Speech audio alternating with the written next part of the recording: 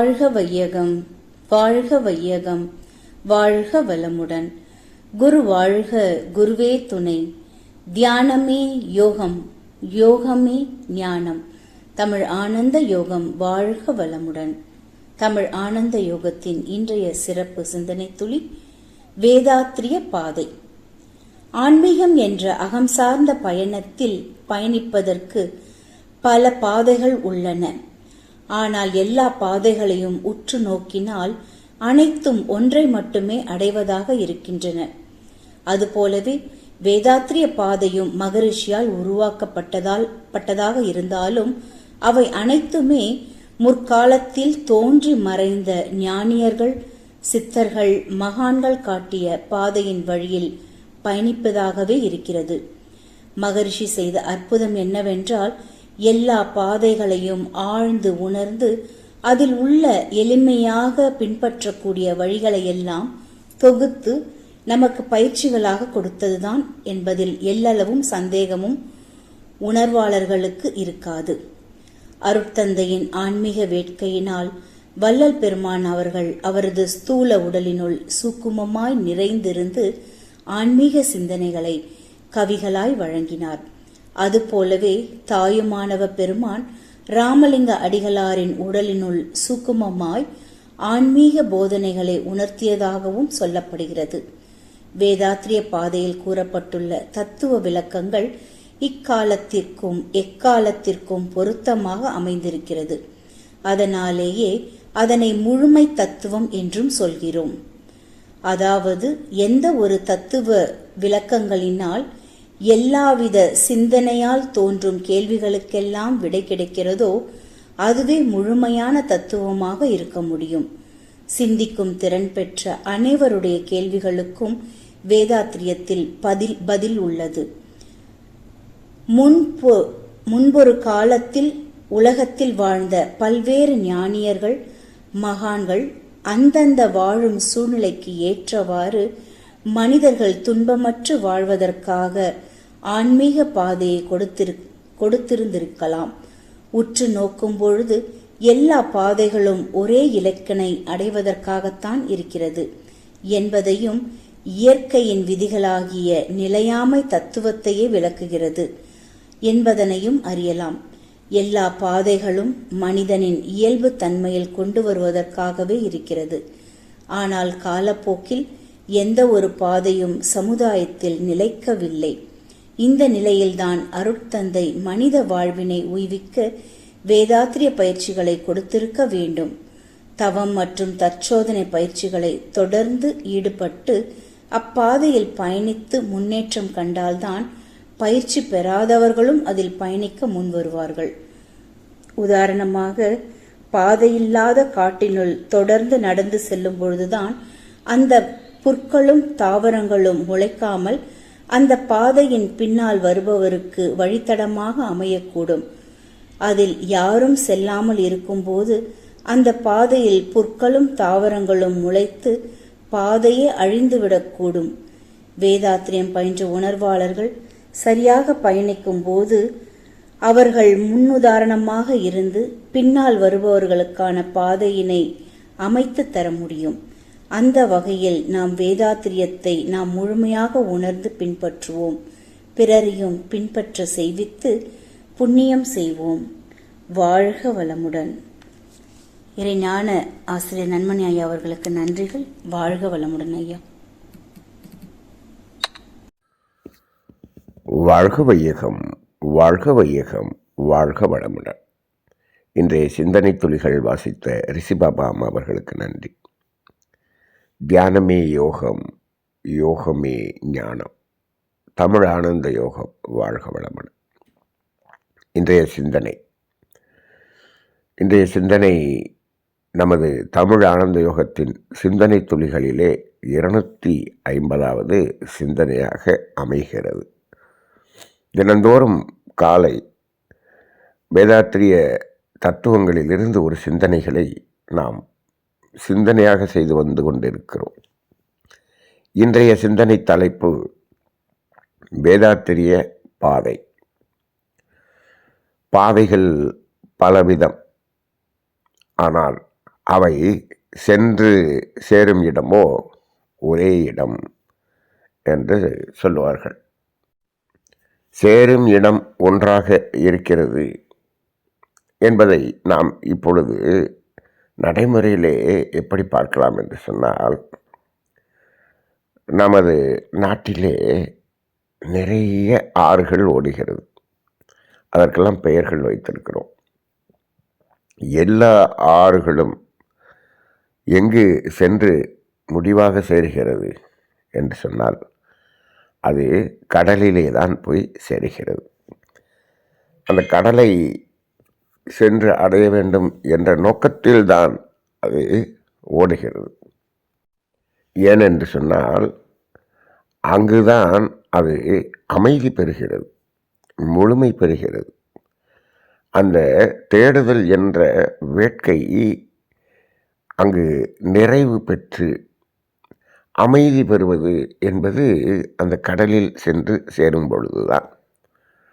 அதுவரை எந்த இடத்தில் தேங்கினாலும் அது மீண்டும் அங்கிருந்து ஓடுவதற்கான ஒரு உந்துதலில் தான் இருந்து கொண்டே இருக்கும். இதை நாம் பல்வேறு இடங்களில் பார்க்கிறோம்.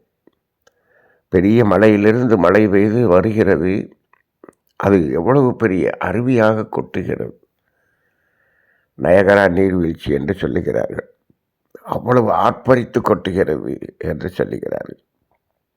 எதற்காக ஆர்ப்பரித்து கொட்டுகிறது என்று கேட்டால், அதற்குள் இருக்கக்கூடிய ஒரு வேட்கை என்ன என்றால், அந்த முழுமையாகிய அந்த கடலில் சென்று சேர வேண்டும் என்ற நோக்கத்திற்காகத்தான் அது அவ்வளவு ஆர்ப்பரித்து கொட்டுகிறது. அப்போ அதே போல மனிதனிடமும் ஒரு வேட்கை, ஒரு தாகம், தனியாத தாகம் என்பது எல்லா மனிதர்களிடமும் இருக்கிறது. அது என்ன தாகம் என்று கேட்டால், மனிதன் எந்த மனிதனாக இருக்கட்டும், எந்த நாட்டினராக இருக்கட்டும், அந்த மனிதன் இறுதியாக அவன் எதை நாடுகிறான், என்ன வேண்டும் என்று கேட்கிறான் என்று கேட்டால், இறைவா எனக்கு அமைதி வேண்டும் என்று கேட்கிறான், எனக்கு ஆரோக்கியம் வேண்டும் என்று கேட்கிறான், நிறைவு வேண்டும் என்று கேட்கிறான், ஒரு ஆனந்தம் வேண்டும் என்று கேட்கிறான். ஏன் இதையெல்லாம் கேட்கிறான் என்று சொன்னால், வாழ்க்கை துன்பகரமான வாழ்க்கையாக அவன் அனுபவம் செய்து செய்து செய்து பழகி இந்த துன்பத்திலிருந்து விலக வேண்டும் என்று கேட்கிறான். சில பேர் இதையெல்லாம் அறிந்தவர்கள் இந்த அமைதி வேண்டும், ஆனந்தம் வேண்டும், ஆரோக்கியம் வேண்டும் என்றெல்லாம் கேட்கிறார்கள். இன்னும் பல பேர் என்ன செய்கிறார்கள், இதையெல்லாம் வேண்டுமென்று கேட்பதை விட, இறைவா எனக்கு இந்த துன்ப வாழ்க்கையிலிருந்து விடுதலை வேண்டும் என்று கேட்கிறார்கள். இந்த துன்பம் என்ற ஒன்று நீங்கினாலே போதும் என்று கேட்கிறார்கள். அப்போது அனைத்து மனிதர்களுடைய நோக்கமும் ஒன்றாகத்தான் இருக்கிறது. அது சென்று சேரும் இடம் ஒரே இடம். இதற்காகத்தான் அந்த காலத்தில் அனைத்து மனிதர்களையும் அந்த முழுமையான ஒரு நிலையில், ஒரு ஆனந்த நிலைக்கு எப்படி செல்ல வேண்டும், அதற்கு என்ன செய்ய வேண்டும் என்பதை அவர்கள் எடுத்து சொன்னதுதான். அந்த வரிசையில்தான் பல மதங்கள் உருவாகியது. யாரெல்லாம் எந்த பகுதியில் எந்த காலத்தில் அதற்குரிய வழிகளை மக்களுக்கு சொன்னார்களோ அவர்கள் பெயரிலே அது ஒரு மதமாக, அது ஒரு வாழ்க்கை முறையாக அங்காங்கே வளர்ந்து வந்தது. அப்படிதான் இப்பொழுது இந்த உலகம் முழுவதும் எத்தனை மதங்கள் இருப்பதை பார்க்கிறோம். அந்த மதங்களுக்கெல்லாம் ஒரு குரு என்பவர் ஒருவர் இருப்பார். அவருடைய பெயரால் தான் அந்த மதம் இயங்கிக் கொண்டிருக்கும். அந்த வரிசையில் சென்ற நூற்றாண்டில் இந்த உலகத்தில் அவதரித்த மகான் அவர்கள்தான் அருட்தந்தை வேதாத்ரி மகர்ஷி அவர்கள். அவர்கள் எல்லா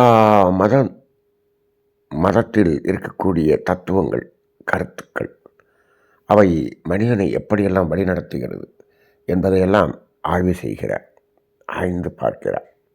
அவர் உலகம் முழுவதும் சுற்றி வருகிறார். எல்லாவற்றையும் பார்க்கும் பொழுது எல்லாமே ஏதோ ஒரு நோக்கத்தை அடிப்படையாக கொண்டுதான் சென்று கொண்டு இருக்கிறது என்பதை இவர் அறிந்து கொள்கிறார். அப்போ அந்த நோக்கம் என்ன, அதனுடைய இறுதி நோக்கம் என்ன என்பதை ஆய்ந்து அவர் பார்க்கும் பொழுது அவர் சொல்லுகிறார், ஒரே நோக்கம். அது என்ன என்று சொன்னார், இறை உணர்வும் அறநெறியும். இந்த இரண்டு நோக்கங்களை அடிப்படையாக கொண்டுதான் எல்லா மதங்களும் செல்கிறது என்று சொல்கிறார். அப்போ ஒன்று இறை உணர்வு. இறை உணர்வு என்றால் இயற்கையை உணர்ந்து கொள்ளுதல், அவ்வளோதான். இயற்கையை உணர்ந்து கொள்ளுதல். சரி, உணர்ந்து கொண்ட பிறகு என்ன செய்ய வேண்டும் என்று சொன்னால் அறநெறியின்படி வாழ வேண்டும்.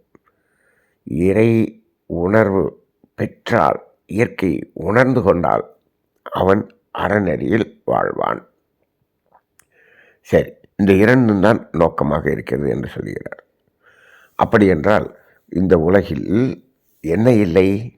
அறம் இல்லை. அறத்துக்கு முரணான ஒரு வாழ்க்கை நடந்து கொண்டிருக்கிறது என்பதை இத்தனை மகான்களும் உணர்ந்திருக்கிறார்கள். அப்போ அங்கே அறம் இல்லை. மக்களை அறத்தை நோக்கி திருப்ப வேண்டும், அறநெறியில் வாழ வைக்க வேண்டும். இதுதான் நோக்கம். அப்போ என்ன செய்தார்கள்? நேரடியாக அறநெறியில் வாழ வேண்டும் என்பதை நேரடியாக இப்படித்தான் வாழ வேண்டும் என்று சொன்ன முன்னோர்கள் இருக்கிறார்கள். அது பக்தி மார்க்கம். அது எப்படி? அதை சொல்லி பார்த்தார்கள். ஆனால் மனிதர்களுக்கு எப்படி சொன்னால் அது புரியக்கூடும் என்பதற்காக என்ன செய்தார்கள்? அறநெறியில் வாழ்ந்தால் சொர்க்கம் கிடைக்கும் என்றும், அறத்துக்கு முரணாக வாழ்ந்தால் நரகத்துக்கு போவாய் என்றும் ஒன்று பயமுறுத்தினார்கள், இன்னொன்று ஆசை காட்டினார்கள். இதுதான் நம்பிக்கையின் அடிப்படையில் இருக்கக்கூடிய பக்தி மார்க்கம். ஆக அங்கு அந்த பயம் என்பது கொடுக்கப்பட்டது. சரி, இப்போது அது ஒரு காலகட்டம் வரை அந்த பயம் இருக்கும். அதன் பிறகு அது என்னாகிவிடும்? தெளிந்து விடும். அந்த சொல்லுவாங்க இல்லையா, அதுக்கு அது இம்யூன் ஆயிடுச்சுன்னு சொல்லுவாங்க. இப்போது ஒரு சில, அதாவது இந்த விவசாயத்தில் பூச்சிக்காக மருந்து அடிப்பாங்க. அதுக்கப்புறம் அந்த மருந்து அடித்தாலும் அது கேட்காது, ஏன்னா அதுக்கு அது இம்யூன் ஆயிடுச்சு அப்படிம்பாங்க. அதுபோல் இந்த நம்பிக்கை என்ற அந்த பயமுறுத்துதலும் ஆசை காட்டுதலும் ஒரு காலகட்டத்திற்கு பின் எடுபடவில்லை. சொர்க்கத்தை காட்டு என்கிறான், நரகம் என்று ஒன்று இல்லை என்கிறான். விஞ்ஞானம் எப்பொழுது வளர ஆரம்பித்ததோ அப்பொழுதே இந்த நம்பிக்கை என்பது பயனற்றதாக மாறிவிட்டது. அப்பொழுதுதான் மகான்கள், இன்னும் எப்படிப்பட்ட மகான்கள் வந்தார்கள் என்று சொன்னால், இதற்கு விளக்கத்தை கூறி அறநெறியில் வாழ வைக்க வேண்டும். அந்த விளக்கம்தான் இறை உணர்வு. அறநெறியில் வாழணுங்கிறது தான் நோக்கம். ஆனால் இறை உணர்வு பெறாமல் அறநெறியில் வாழ முடியாது. இயற்கையை உணராமல் அந்த அறநெறியில் வாழ முடியாது. அப்படி வந்த நிலையில் அந்த இறை உணர்வை கொடுத்தது தான் அத்துணை மதங்களும். அது அந்தந்த இடத்துக்கு தகுந்தாற்போல், அந்தந்த காலத்துக்கு தகுந்தாற்போல் அதனுடைய வழிகள் வேறு வேறாக இருந்தது, பாதைகள் வேறு வேறாக இருந்தது. ஆனால் பயணம் என்பது ஒன்றுதான் என்பதை மகரிஷி அவர்கள் உணர்ந்தார்கள். அது ஒரு காலத்தில் என்ன ஆகியது என்று சொன்னால், இந்த மதங்களுக்கு இடையேயே இது எங்களது பாதை தான் சிறந்தது, அந்த பாதை தான் சிறந்தது, இந்த பாதை தான் சிறந்தது. இப்போது என்று இவர்களுக்குள்ளாகவே ஒரு பிணக்குகள் வாழ்ந்து இருப்பதையும் பார்க்கிறோம். எங்கு இந்த பிணக்கு இருக்கிறதோ அங்கு நன்றாக நாம் உணர்ந்து கொள்ளலாம் அந்த பாதைகள் சென்று சேரும் இடம் என்பதை இவர்கள் உணரவில்லை என்பதை பார்க்கலாம். இந்த பாதைகளை வைத்துக்கொண்டு முரண்படுகிறவர்கள், அந்த முரண்பாடு என்பதே அறநெறிக்கு முரண்பாடானது. அப்படின்னா ஏன் அது வந்தது என்று சொன்னால், பாதைகளை மட்டும் பார்த்தார்கள், பயணத்தை மட்டும் பார்த்தார்கள்.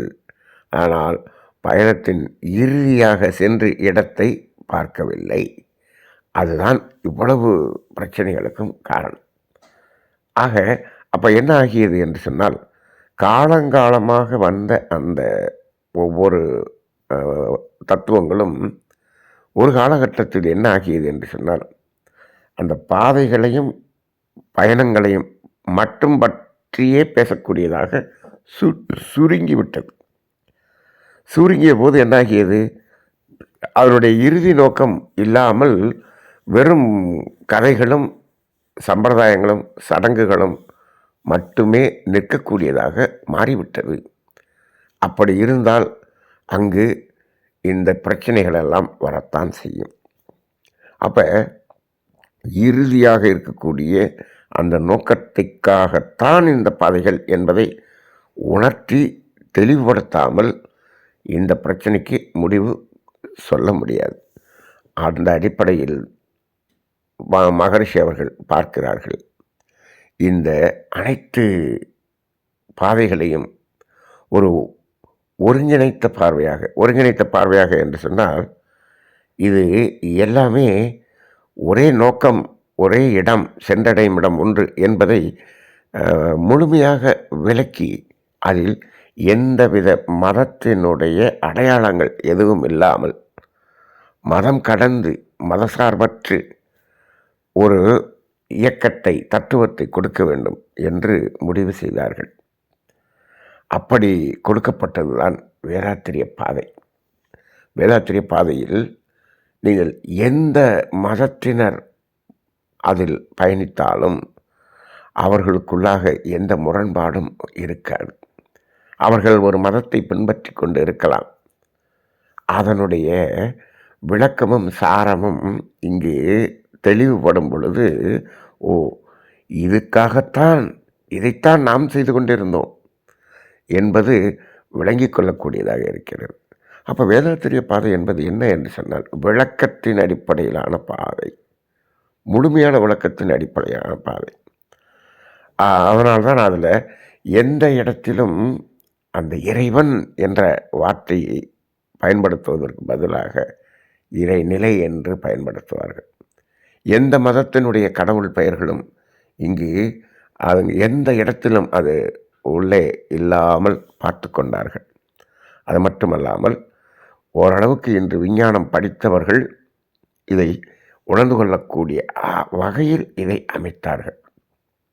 ஆக அந்த தத்துவ பாதைதான் வேதாத்திரிய பாதையாக இருந்தது. அப்படி இதை கொடுக்க வேண்டும் என்று மகரிஷி அவர்கள் கொடுத்து கொண்டிருக்கும் பொழுதுதான் இன்னும் பல அறிஞர்கள், பல ஞானியர்கள் மகரிஷி அவர்களோடு இணைகிறார்கள்.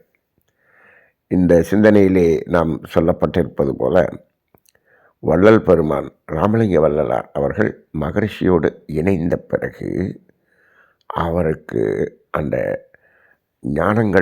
ஞான தத்துவங்கள் முழுவதும் கவிகளாக மலர்ந்தது.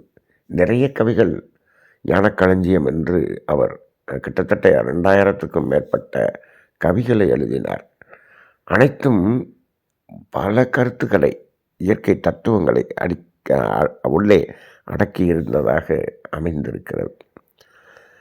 ராமலிங்க வள்ளலார் இணைந்தது மட்டுமல்ல, மகரிஷி அவர்கள் ஒரு கவியில் சொல்லுகிறார்கள், என்று என்னை ராமலிங்க வள்ளல் பெருமானார் எதிர் நின்று காட்சி தந்து அருளை பொழிந்தாரோ, அன்று முதல் என் உடல் உயிர் அனைத்தையும் அர்ப்பணித்து விட்டேன்.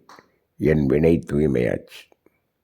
இன்று எந்தன் மனநிலையோ வள்ளல் பெருமான் என்ன செயல் செய் என்று எடுத்துரைப்பாரோ அதுவே. அப்போ என்ன பண்ணுறாரு, அந்த வள்ளல் பெருமான் என்ன சொன்னாரோ அதை அப்படியே மனதுக்குள்ளாக முழுமையாக ஏற்றுக்கொண்டு அதை நடைமுறைக்கு கொண்டு வருவதாக வாழ்க்கையை அமைத்து கொண்டார். அதுவே நன்று என கண்டவற்றை நான் முடிக்கும் பெற்றால் நல்லறிஞர் பலர் எனக்கு நட்பை அளிக்கின்றார் என்று சொல்லுகிறார். அந்த பலர் யார் என்று சொல்லவில்லை. அந்த பலர் யாராக இருக்க முடியும் என்று சொன்னார். இதுவரை இவ்வாறு பல பாதைகளை அமைத்த ஞானியர்கள், சித்தர்கள், யோகியர்கள், மகான்கள் இவர்கள் அனைவரும் மகரிஷியோடு இணைந்து இந்த தத்துவத்தை கொடுத்தார்கள் என்று சொல்கிறார். எப்படி இந்த இணைப்பு ஏற்படும் என்று சொன்னால், இது எல்லா நிலைகளிலும் நாம் சென்றும் இடம் சேர இடம் ஒன்று என்பதை விளக்கக்கூடிய தத்துவமாக இருப்பதனால், இப்போது இவர்களோடு இணைந்து அவர்களும் என்ன செய்தார்கள், அந்த கருத்துக்களுக்கு ஒரு செறிவு கொடுத்து அதை மேம்படுத்தினார்கள் என்று சொல்லுகிறார். இப்பொழுது இந்த வேதாத்திரி பாதையில் நாம் பயணித்து கொண்டு இருக்கிறோம். வேதாத்திரி மகரிஷி அவர்களோடு உயிர்கலப்பு பெற்று இந்த தத்துவ பாதையில் நாம் பயணித்து கொண்டிருக்கிறோம் என்று வைத்துக் கொள்ளுங்கள். இப்பொழுது நன்றாக அதை நாம் உணர்ந்து கொள்ளலாம். நாம் வேதாத்திரி மகரிஷியோடு உயிர்கலப்பு பெற்றிருக்கிறோம். இந்த ஒன்று நம்ம வீட்டில் மேலே இருக்கக்கூடிய ஒரு ஆண்டனா மாதிரின்னு வச்சுக்குவோம். வேதாத்திரி மகரிஷி அந்த ஆண்டனா என்ன பண்ணோம், பல்வேறு அலைவரிசையில் வரக்கூடிய எல்லா சேனலையும் நமக்கு அதை இணைத்து கொடுக்கும் அல்லவா. அதுபோல் இந்த வேதாத்திரிய ஒரு தத்துவத்தில் மகரிஷியோடு அந்த உயிர்கலப்பு பெற்று நாம் பயணிக்கும் பொழுது எல்லா மகான்களும், எல்லா சித்தர்கள், ஞானியர்கள், யோகியர்கள், மகான்கள், எல்லா மதத்தினுடைய அந்த தலைவர்களாக இருந்த அந்த மகான்கள் அனைவருடைய இணைப்பும் நமக்கும் கிடைக்கும். இது நமது அனுபவத்தில் தான் இதை உணர முடியும். அந்த அடிப்படையில் இப்பொழுது இந்த வேதாத்திரிய தத்துவம், இதில் முக்கியமாக நாம் தமிழானந்த யோகத்திலே அடிக்கடி வலியுறுத்தக்கூடிய இந்த 4 தத்துவம் என்ன, காந்த தத்துவம், அலை இயக்க தத்துவம், இது இரண்டும் விஞ்ஞானத்திற்கு சென்று சேரக்கூடிய அளவுக்கான, விஞ்ஞானிகளும் ஏற்றுக்கொள்ளக்கூடிய அளவிலான ஒரு தத்துவ விளக்கமாக இருக்கிறது. இது ரெண்டையும் தேடிக்கொண்டிருக்கிறார்கள் நமது விஞ்ஞானிகள். ஆனால் இதனுடைய ப்ராக்டிக்கல் அப்ளிகேஷனை செய்து கொண்டிருக்கிறார்கள். ஆனால் தத்துவம் தெரியாமல் செய்து கொண்டிருக்கிறார்கள். அலை இயக்கம் என்பது இல்லாமல் இப்பொழுது அலைபேசி வந்திருக்குமா? இல்லை. ஆனால் இதனுடைய அந்த முழுமையான அந்த கோர், அதனுடைய மூலம் என்ன என்பதை விஞ்ஞானம் அறியவில்லை. ஆனால் அதை பயன்பாடு செய்கிறது, அவ்வளவுதான். இப்போது நெருப்பு, அதை பயன்படுத்தி நாம் சமையல் செய்கிறோம். இந்த நெருப்பு என்பதனுடைய தோற்றம் என்ன அப்படின்னு நம்ம பார்க்குறோமா? தீப்பெட்டியை பொருத்தினோம்னா அது தீ வருது அப்படின்னு. நெருப்பு என்பது எங்கு தோன்றியது, அதனுடைய மூலம் என்ன, இதை பற்றி நம்ம ஆராய்ச்சி பண்ணுறதில்ல. எல்லாமே இந்த புற வாழ்க்கையில் நம்ம பயன்பாட்டுக்கு இருக்கிறதெல்லாம் பயன்படுத்துகிறோமே தவிர அதனுடைய மூலம் என்ன, எதை எடுத்தாலும் அதனுடைய மூலம் என்ன என்று அதை அறிந்து கொள்ளக்கூடிய அளவுக்கு கொடுக்கப்பட்ட தத்துவம் தான் இந்த காந்த தத்துவமும் அலை இயக்க தத்துவமும். அது ரெண்டையும் நம்ம புரிஞ்சிட்டோம்னா அது எப்படி செயல்படுகிறது என்பதை பார்ப்பது தான் செயல் விளைவு தத்துவம், கர்ம விளை தத்துவம். இப்போது இந்த மருத்துவத்தில் 2 பிரிவு இருக்கும். ஒன்று அனாட்டமி, இன்னொன்று ஃபிசியாலஜி அப்படின்னு சொல்லுவாங்க. அதுபோல் இந்த முதல் 2 பகுதி காந்த தத்துவம், அலை இயக்க தத்துவம், இது தத்துவம். அதுக்கு அடுத்து அதை ப்ராக்டிக்கலாக நம்ம வாழ்க்கையில், ஒவ்வொரு மனிதனுடைய வாழ்க்கையிலும் அது செயல்பாடாக இருப்பது என்பது செயல் விளைவு தத்துவம், கர்மவினை தத்துவம். இந்த 4ம் இல்லாத மனிதன் யார்? இந்த செயல் விளைவு தத்துவம், கர்மவினை தத்துவம் இல்லாத மனிதனே கிடையாது. இப்போ நீங்கள் 5 அறிவு ஜீவன் வரை எடுத்துக்கிட்டீங்கன்னா கூட அங்கே கர்மவினை தத்துவம் தேவையில்லைன்னு சொன்னால் அங்கே செயல் விளைவு தத்துவம் இருக்கிறதா? இருக்குது. அங்கே கர்மவினை தத்துவம் இல்லைன்னு நம்ம சொல்கிறோம். இல்லை, வினை தத்துவம் இருக்குது. கர்ம வினை தத்துவம் மட்டும்தான் இல்லை. வினை தத்துவம் இருந்துச்சுன்னா அங்கே செயல் விளைவு தத்துவம் வந்துடும். ஆக இந்த 4 தத்துவங்கள் இருக்கிறதே, இதுதான் அடிப்படையாக எல்லா மதங்களையும் இணைக்கக்கூடிய அளவிலான ஒரு பாதையாக இருக்கிறது. அப்போ இந்த எல்லா பாதைகளும் இப்போ என்ன ஆயிருக்கு அப்படின்னு சொன்னால், வேறு வேறு பாதைகளாக வந்தது. அது கடலுக்கு சென்று சேருவதற்கு சற்று முன் இந்த பாதைகள் எல்லாம் ஒன்றாக இணைந்து நானும் கடலுக்கு தான் போகணுன்னு வந்தேன் அப்படின்னு எல்லாம் பேசுது. வாங்க எல்லாம் சேர்ந்து கடலுக்கு போகலாம் அப்படின்னு கூட்டிகிட்டு போகிற மாதிரி வேதாத்திரிய பாதை அமைந்திருக்கிறது. அந்த நிறையவாக கடைசியாக இருக்கக்கூடிய பாதை என்பது வேதாத்திரிய பாதையாக இன்று அமைந்திருக்கிறது. அதனால்தான் நாம் பார்க்கிறோம், இந்த வேதாத்திரிய தத்துவ பாதையிலே எல்லா மதத்தினரும் பயணித்து கொண்டு இருக்கிறார்கள். எல்லா மதத்தினரும் இதை ஏற்றுக்கொண்டு அதனோடு இணைந்து பயணிப்பதை நாம் பார்த்து கொண்டிருக்கிறோம். உலகம் முழுவதற்கும் இதை கொண்டு செல்ல முடியும். ஆக இந்த இடத்தில் வேதாத்திரிய பாதையில் பயணித்து கொண்டிருக்கக்கூடிய சீடர்கள், சரி, இப்போது இது என்ன ஆகக்கூடாது? இந்த தத்துவம் அழிந்து விடவும் கூடாது, ஏன்னா திசை மாறியும் விடக்கூடாது. அப்போ என்ன பண்ணணும்? இதில் இருக்கக்கூடிய சீடர்கள் இதை வாழ்நாளில் பயன்படுத்தி இதை சமுதாயத்துக்கு எடுத்து சொல்லிக்கொண்டே இருக்க வேண்டும். இது சொல்லிக்கொண்டே இருக்க வேண்டும். அப்படி இல்லை என்று சொன்னால் அது மறைந்து விடும். அதற்காகத்தான் கடைசியில் என்ற சிந்தனையில் ஒன்று சொன்னாங்க, அந்த பாதையில் நடக்கலைன்னா அந்த பாதை என்ன ஆயிடும்? திரும்பவும் அந்த முள் புதர்கள் நிறைந்த ஒரு அடர்ந்த இடமாக மாறிவிடும். பாதைகளே தெரியாமல் போய்விடும். அப்போ அந்த பாதையில் புதிதாக வருபவர்கள் பயணிக்கிறார்களோ இல்லையோ, நாம் என்ன செய்ய வேண்டும்? அந்த பாதையில் நடந்து கொண்டே இருக்க வேண்டும். அப்படி இல்லை என்று சொன்னால் பாதை மறைந்து விடும். இப்போ இந்த பணியை செய்ய வேண்டியது ஒவ்வொரு வேதாத்திரிய சீடர்களின் பொறுப்பாக இருக்கிறது. அதற்காகத்தான் நாம் இத்தனை ஆண்டுகளானாலும் கிட்டத்தட்ட இந்த வேதாத்திரியர் என்பதில் இணைந்து கிட்டத்தட்ட 34 வருடங்கள் ஆகிறது, 35 வருடங்கள் ஆகிறது. இந்த 35 வருடங்களானாலும் இந்த தத்துவங்களை சொல்லிக்கொண்டே இருக்கிறோம். இது எத்தனை பேர் கேட்டாலும் சொல்லிக்கொண்டே இருக்கிறோம். சில இடங்களில் என்னாகிறது? அன்பர்கள் குறைவாகத்தானே வருகிறார்கள், பரவாயில்லை. அந்த பாதை அப்படியே இருக்க வேண்டும் என்று சொன்னால் ஒரு மனிதன் மீண்டும் மீண்டும் மீண்டும் அதில் நடந்து கொண்டே இருந்தாலும் அந்த பாதை அப்படியே இருக்கும். அது வேறு வேறு ஆட்கள் வந்து நடந்தால்தான் இந்த பாதை அப்படியே இருக்கும் என்று ஏதாவது இருக்கிறதா? இல்லை. அதே மனிதன் திரும்பவும் காலையும் மாலையும் அது நடந்து கொண்டே இருந்தான் என்று சொன்னாலும் அந்த பாதை அப்படியே இருந்து கொண்டே இருக்கும். இப்பொழுது அந்த பாதை மறைந்து விடக்கூடாது என்பது அந்த நோக்கத்தின் அடிப்படையில் தான் நாம் என்ன செய்து கொண்டிருக்கிறோம்? இந்த தமிழானந்த யோகத்தில் வேதாத்திரிய தத்துவத்தை, அந்த பாதையை காட்டிக்கொண்டிருக்கிறோம். முழுக்க முழுக்க முழுக்க இந்த பாதை அக வாழ்க்கை சார்ந்த பாதையாகத்தான் இருக்கிறது.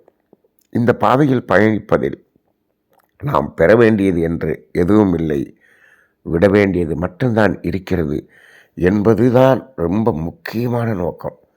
இந்த பாதையை வைத்துக்கொண்டு இதில் பெற வேண்டியது என்று நாம் சென்றோம் என்று சொன்னால் அங்கு முழுமையான தீர்வு கிடைக்காது. அதாவது இப்போது எது முழுமை எது உண்மை என்று கேட்டால், கேள்விகளை கேட்டுக்கொண்டே செல்கிறோம், கேள்வி கேட்க முடியாத நிலையில் நிற்கிறோம் என்று சொன்னால் அது முழுமை, அதான் உண்மை. ஆனால் தேடுதல் இருக்கிறது, தேடிக்கொண்டே இருக்கிறோம். இது புற வாழ்க்கையில் தேடுதலும் பெறுதலும் என்பது புற வாழ்க்கையில் சென்று கொண்டிருக்கிறோம். அது எங்காவது முடிவு இருக்கிறதா என்றால் முடிவு இல்லை. ஏனென்று சொன்னால் இப்பொழுது உலகம் முழுவதும் உலக பணக்காரர்கள் அந்த பட்டியலிலே தேடிக்கொண்டு சென்று அந்த பட்டியலில் டாப் 10 வந்துட்டாங்க. அவங்க இன்னும் தேடிக்கிட்டு இருக்காங்களான்னு இன்னும் தேடிக்கிட்டு இருக்காங்க. ஆனால் அவர்களுக்கு காலம் முடிய போகிறது, ஆனால் தேடிக்கொண்டே இருக்கிறார்கள். அப்போ அந்த தேடுதலுக்கு அளவே இல்லை. அது எந்த இடத்துலையும் போய் நிறைவு பெறுவது இல்லை. ஆனால் அந்த அகநோக்கு பயணம் என்ற அக வாழ்க்கை இருக்கிறதே, அங்கு தேடுதல் இல்லை, அங்கே விடுதல் தான் இருக்கிறது. அப்போ இப்போது வேதாத்திரிய பாதை என்ன சொல்கிறது என்று சொன்னார், அறத்துக்கு முரணாக இருப்பதை விடுவது. விட விட விட பெற வேண்டியது நாம் பெற்று விடுவோம் என்று சொல்லவில்லை. மகரிஷியனுடைய கடைசி காலத்தினுடைய இந்த தத்துவத்தை சொல்லி இந்த சிந்தனையை நிறைவு செய்து கொள்வோம். நீ விட வேண்டியதையெல்லாம் விட்டுவிட்டால் பெற வேண்டியது அனைத்தையும் அந்த இடத்திலேயே நீ காண முடியும், அந்த இடத்திலேயே காண முடியும். அப்போ அந்த இடத்துல அதுக்கு எந்த முயற்சியும் தேவையில்லை. அப்போ வேதாத்திரிய பாதை என்ன சொல்லுகிறது, எல்லாமே எல்லோரிடமும் இருக்கிறது, எல்லாரும் எல்லாமும் பெற வேண்டும் என்று பாரதிதாசனுடைய கவிதை இருக்கிறது. எல்லோரும் எல்லோரவற்றையும் பெற்றிருக்கிறார்கள், உன்னிடமே இருக்கிறது, அதை உணர்ந்து கொள் என்று சொல்வதுதான் வேதாத்திரிய பாதை. அதற்கு நீ என்ன செய்ய வேண்டும், விட வேண்டியதை விட்டுவிட்டால் பெற வேண்டியது அனைத்தும் அந்த இடத்திலேயே இருக்கும் என்பதுதான் வேதாத்திரிய பாதை. இந்த பாதையில் பயணிக்கும் அனைத்து வேதாத்திரிய சீடர்களையும் வாழ்த்தி நீங்கள் இந்த பயணத்தை தொடர்ந்து செய்து கொண்டே இருங்கள். இந்த தத்துவங்களை தொடர்ந்து இந்த சமுதாயத்துக்கு எடுத்து சொல்லிக்கொண்டே இருங்கள். எடுத்து இதை பரப்பிக்கொண்டே இருங்கள். அது என்றாவது அது சமுதாயத்தில் முளைத்து வேர்விட்டு செடியாக மரமாக மலரும். அது இந்த உலக அமைதி என்ற ஒவ்வொரு மனிதனுடைய அமைதியையும் அது கொண்டு வந்து சேர்க்கும் என்ற அடிப்படையில் நாம் இன்றைய இந்த 250வது சிந்தனையிலே வேதாத்திரிய பாதை என்பதை நாமும் விளங்கிக் கொள்வோம், அனைவருக்கும் விளக்குவோம். வாழ்க வளமுடன்.